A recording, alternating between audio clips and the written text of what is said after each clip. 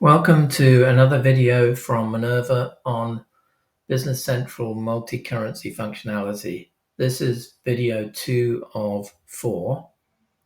So let's start by looking at some concepts within Business Central.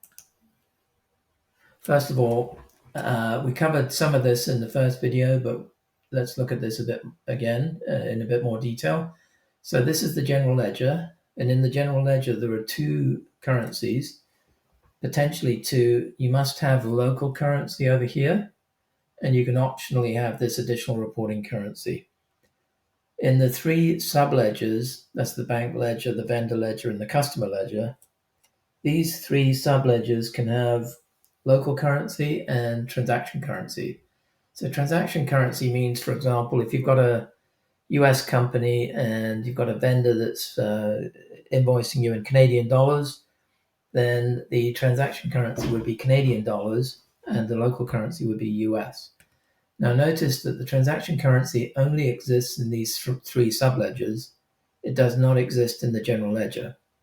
So also notice that the additional reporting currency only exists in the general ledger. It does not exist in these three subledgers. Now when you post an invoice from one of these subledgers like the vendor ledger, you can put the invoice in a foreign currency, the transaction currency. It will calculate the local currency and save it in that subledger. And then when you post it, it will post only the local currency into the general ledger. Now, if you are also using the additional reporting currency, then it will calculate that reporting currency from the local currency based on the exchange rate.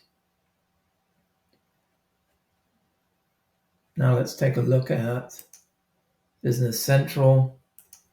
And we're going to look at, in this second video, how to enter exchange rates, exchange rate service, entering a multi-currency journal entry, and how customers and vendors can be used to enter foreign currency invoices. So start with exchange rates. So exchange rates can be found in the currencies function, which I've got that in my menu here, but if you don't have it in your menu, then you can search for it.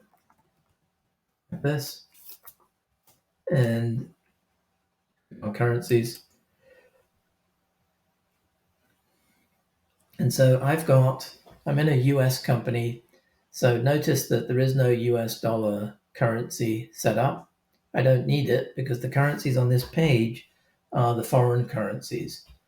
So I'm going to look at the Canadian one and look at the exchange rates. And the easiest way to do that is to just click on the link in the exchange rate column, and it will show you the exchange rates for this currency. So the way to read this is that the date in this first column is the starting date on which this exchange rate is going to be used. So on this row that I'm on now, that exchange rate of 0.749064 will be used starting on January the 31st, and it will continue to be used until the system finds another rate in a future date. So the way to read this screen, this confuses a lot of people, is that there's an exchange rate an exchange rate amount and a relational exchange rate amount. I mean, that right off the bat is confusing, but the way to read this is that you put a 1, whatever you put into this column relates to Canadian dollars. So in this case, 1 Canadian dollars equals 0.749064 US dollars. Now this could have been entered as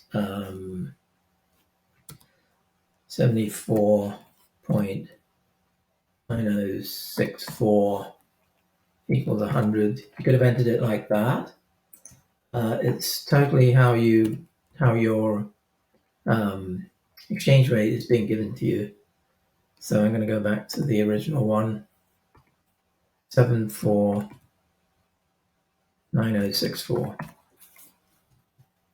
And so 1 Canadian dollar is that much US dollars, 74.9 cents.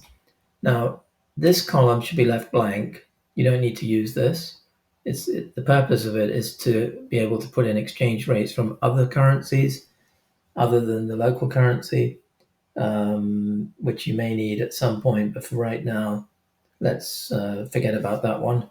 Most companies never use this column. And so we've dealt with this first set of two columns. The second set of two columns are where you put an exchange rate that's going to be used at the end of the month when you revalue your ledgers. So during the month, this is the rate that's going to be used for transaction entry. At the end of the month, when you run the adjust exchange rates batch job, this is the rate that's going to be used. So typically you would wait till the end of the month, get the exchange rate for the balance sheet date, and then put it into that column there, and then run the adjust exchange rates batch job. So that's how you put in exchange rates. Now, there is a thing called exchange rate service, which is a function in Business Central where you can set up an automated extraction of exchange rates from a website. So whichever website you're using to get your exchange rates from, you can set up an exchange rate service to automate how those rates are put into Business Central. That's beyond the scope of this video. If you're interested in setting that up, you should talk to your partner, your Microsoft partner, and the partner will set that up for you. Okay, so we've covered exchange rates. Now let's look at how you enter a journal entry with a different currency. So I'm going to start a journal, and I'll start from scratch. So whatever date you put in there, the system's going to get an exchange rate from the table based on that date. So I'm going to leave that as December 31st, 2022. And I'm going to put in, so typically, let's say I'm putting in a journal for some office supplies. And notice I've got two columns, two fields here. One says amount dollar and the other one says amount. Amount dollar means local currency. I'm using the North American version of Business Central. And so the dollar sign means the local currency is US dollars. If I was a Canadian company, then it would be Canadian dollars.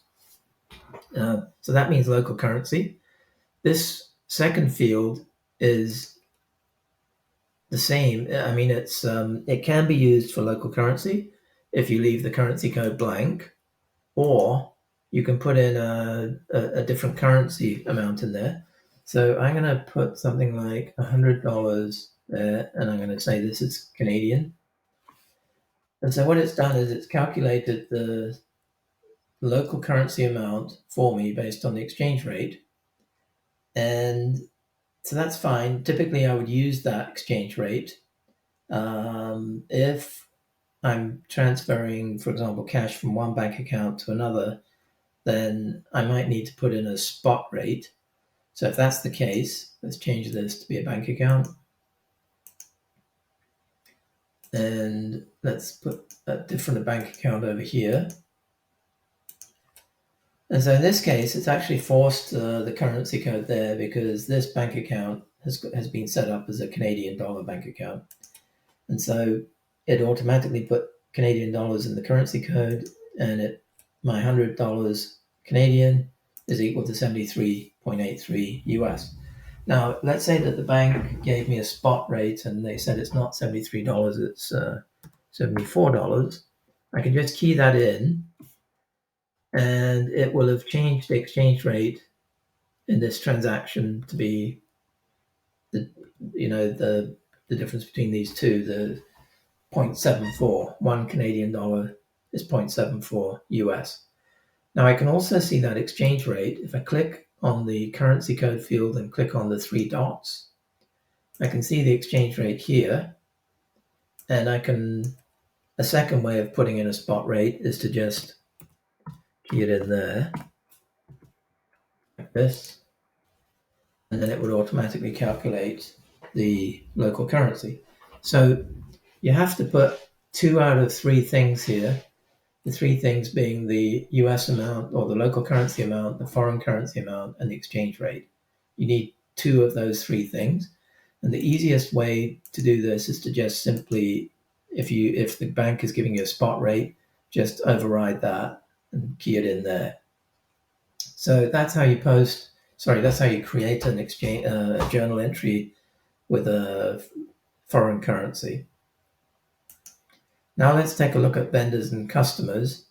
That from a foreign exchange point of view, they're basically the same. So I'm going to look at vendors, and I'm going to this worldwide importers vendor. If I click on the vendor number, it's going to open up the vendor card. And if I scroll down here to the invoicing fast tab, it will show me the currency code for this vendor, which this is the default currency. So this doesn't mean that you have to put Canadian dollars into this whenever you post something into this vendor. It means that that's the default currency. It's going to start off with that currency code when you put in an invoice, and you can change it if you need to.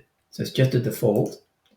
And by the way, when you first look at this vendor card, this section will be collapsed, and you won't even see that currency field. So you have to say show more, and then you can see it and you can put the code in there. So now let's go back to the vendor list, and you can see that if I click on the balance due to this vendor, it's going to show me that I've got 2 Canadian dollar invoices and 1 US dollar invoice. So this is another interesting thing to learn. You don't have to have one vendor per currency. Some companies think they have to do that, and they create duplicate vendors, one for US dollars, one for Canadian, one for something else. You don't need to do that. You can just have one vendor and put whatever currency you need to in the vendor. In this case, I've got 2 Canadian invoices and 1 US invoice. So now let's take a look at how you enter a foreign currency invoice. So I'm going to go down here to ongoing purchase invoices, click new, put the vendor in, worldwide importers, and let's just say that I'm posting this at the end of December, and the invoice was dated the 8th. So I can do that, put in an invoice number, and down here I'm going to put in office supplies, and I'm going to put, I could change this to be a more descriptive comment in there, but for example, paper or 100 characters in there. If they want 5 boxes, and they're going to cost $400 each. That's $2,000. Now, if I scroll down a little bit, I can see that I've got the Canadian dollar currency already on this invoice because that came from the vendor card and it was the default. Now, if I wanted to, I could change that. Let's say this is not a Canadian invoice, but a US invoice. I could just delete that currency code. But you should do that before you start entering anything into the line section, because once you've changed that, once you change this, it will delete all of this information. So make sure that you've got the correct currency in before you start and enter it like this. Now, this shows the currency code in the totals, and that's all you have to do. Then I'm going to go ahead and post. Do you want to post the invoice? Yes. Posting. Do you want to open it? I'm going to say no. So now if I go back to the vendor, here's the vendor. I click on this amount, I can see that I've just added a fourth invoice in there, this first one up here at the top, for 1,668 US dollars and 2,260 Canadian. So, and also I can look at just quickly, let's go to the GL registers. Now I have some of these shortcuts up in my menu. If you don't have them, you can search for them.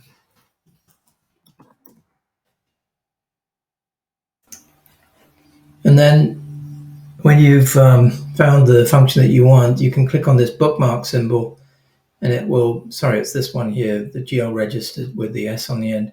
You bookmark it. I've already done that. And so once you've bookmarked it, it'll go into your menu. And so I'm going to click on GL registers because I find this very useful.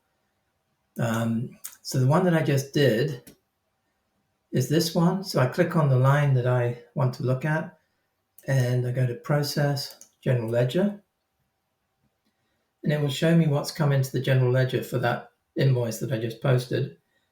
And so it was 2,000 Canadian plus tax, 2260 has gone into the accounts payable control account, and these are the US amounts. Now it's showing me the additional reporting currency because I've just set that up in this company and it happens to be Canadian, which was the same currency as the invoice. If it wasn't, if I put in a euro invoice, then the euro amounts obviously would have been different to the Canadian amounts, and those euro amounts would have been posted into the subledger. Now, if I look at the subledger, say I go to the vendor ledger, this is what posted into the vendor ledger. And again, if I'd put a euro invoice in there, this would have been a euro amount, and this would have been euro currency code.